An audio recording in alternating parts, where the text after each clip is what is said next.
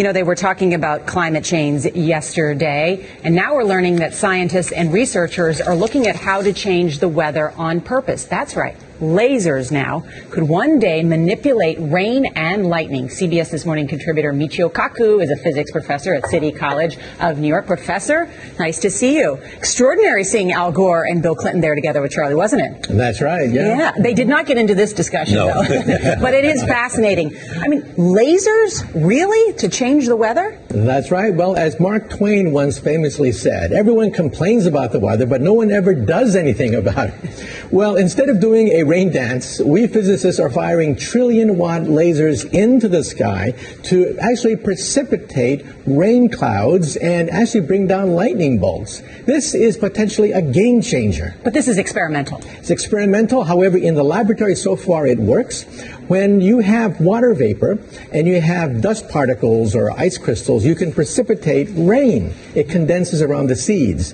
These seeds can also be created by laser beams. By firing trillion-watt lasers, you rip apart the electrons, creating what are called ions, and these ions act like seeds, like dust particles, bringing down rain and even lightning.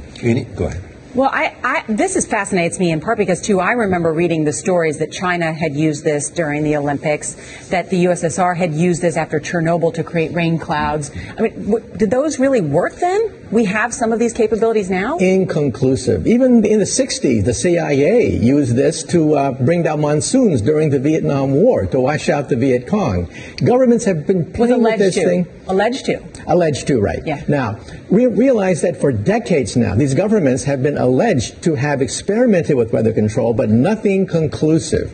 This time we're bringing in the laws of physics rather than simply waving our hands and uttering mumbo-jumbo. We're actually using trillion-watt lasers now.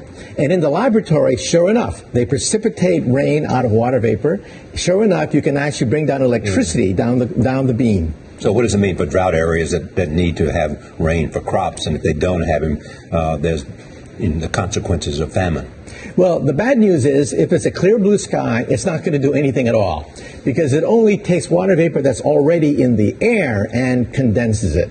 However, for floods, for agriculture, farmers, for people planning wedding parties, football games, you name it, outdoor events and agriculture and flooding and even hurricanes, all of them could be subject to weather modification.